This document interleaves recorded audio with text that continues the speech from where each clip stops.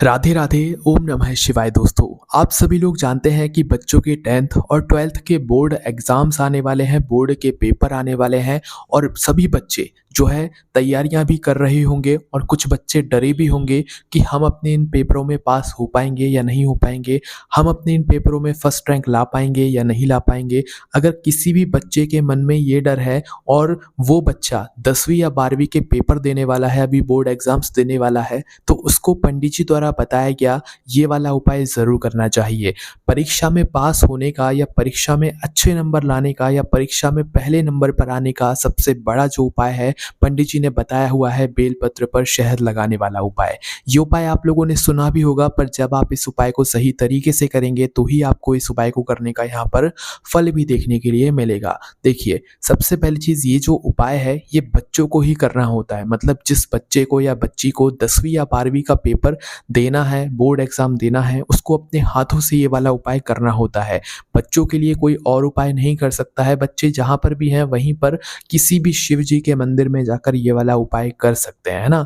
और बच्चों को अपने हाथों से करना पड़ता है, मतलब उस व्यक्ति को या उस बच्चे को अपने हाथ से करना पड़ेगा जो बच्चा 10वीं या 12वीं के बोर्ड एग्जाम अब देने वाला है। ठीक है, तो आइए जानते हैं कि इस उपाय को आपको कैसे करना है। देखो, ये उपाय सच में काम करता है, बच्चों ने किया है और लोगों को फल भी मिला है।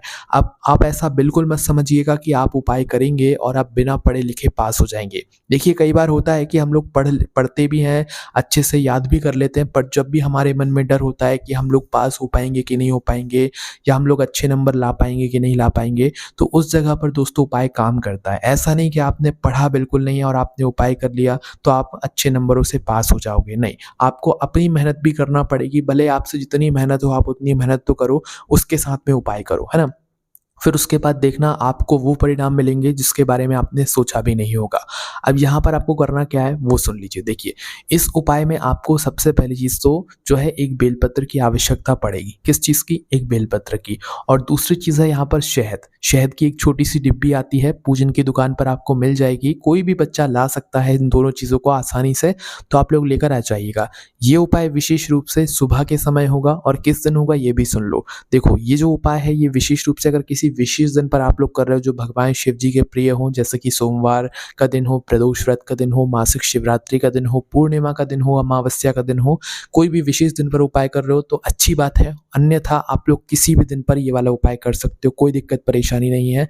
जिस दिन आपका पेपर हो उस दिन भी कर सकते हो, उसके एक दिन पहले भी कर सकते हो, उसमें भी कोई दिक्कत परेशानी नहीं है। ठीक है, जिस दिन पेपर है उस दिन अगर उपाय करके जाओगे तो ज़्यादा अच्छा यहाँ पर आप लोगों के लिए रहेगा, बच्चों के लिए रहेगा। ठीक है, तो यहाँ पर कोशिश कीजिएगा ये उपाय विशेष रूप से सुबह के समय होगा, शाम के समय भी कर सकते हो, पर जो बच्चे अभी 10वीं और 12वीं के पेपर देने वाले हैं वो बच्चे ये वाला उपाय सुबह के समय ही करें तो ज़्यादा अच्छा रहेगा। ठीक है, तो अब इस उपाय में करना क्या है, आपको मात्र एक बेलपत्र और थोड़ी सी शहद की डिब्बी, एक शहद की डिब्बी लेकर शिव जी के मंदिर पहुंच जाना है और बाकी काम सारे वहीं पर करना है ना।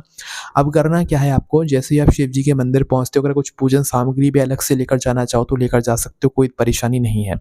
जैसे ही शिव जी के मंदिर में पहुंचते हो तो शिव जी के मंदिर में पहुंचकर शिव जी के पास में बैठ जाइएगा। बैठने के बाद आपको क्या करना है कि अपनी वह जो बेलपत्र है उसको अपने सामने निकाल कर रख लेना है। बेलपत्र को अपने सामने रखने के बाद दोस्तों, जो बेलपत्र की बीच वाली बड़ी पत्ती है ना, अपनी शहद की डिब्बी को खोल लो और उस शहद की डिब्बी में से थोड़ा सा शहद निकाल कर बीच वाली बड़ी पत्ती पर लगा लो।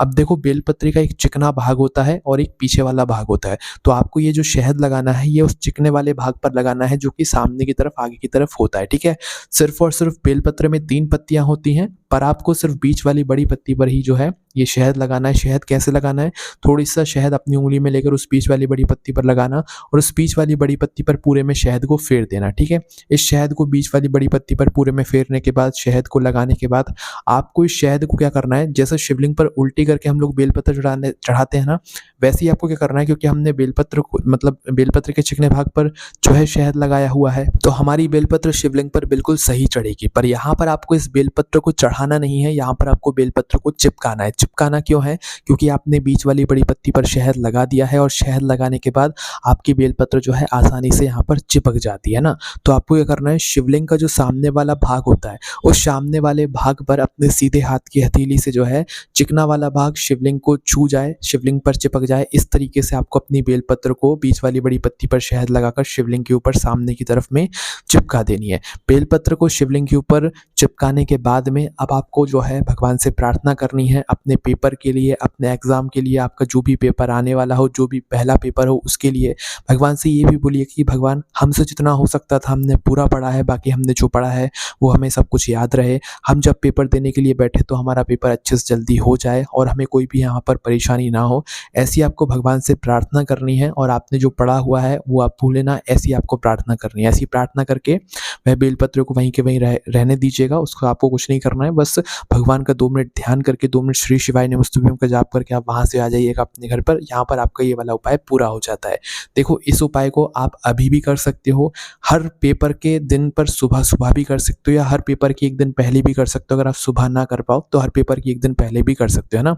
हर पेपर में आप लोग ये वाला उपाय कर सकते हो, इसलिए उपाय आप अभी से समझ लो और अच्छे से सीख लो। उसके बाद ज़रूर करना, बच्चों को अपने हाथ से करना है, बस इस बात का ध्यान रखना, है ना? तो 10वीं और 12वीं के बच्चों के लिए उपाय बहुत ही ज़्यादा विशेष है, ज़रूर करके देखिएगा। आप जब पेपर देने के लिए बैठेंगे ना तो भगवान भी आपके साथ में रहेंगे, आपको वो कुछ भूलने नहीं देंगे, आपका पेपर समय पर वो कराएँगे और आपके अच्छे नंबर भी यहाँ पर आएँगे और आप पेपर में अच्छे नंबरों से पास भी ज़रूर होंगे। तो करके ज़रूर देखिएगा, इस उपाय करने में कोई भी परेशानी आती है तो उसे हमसे कमेंट करके पूछ सकते हैं। राधे राधे, ओम नमः शिवाय।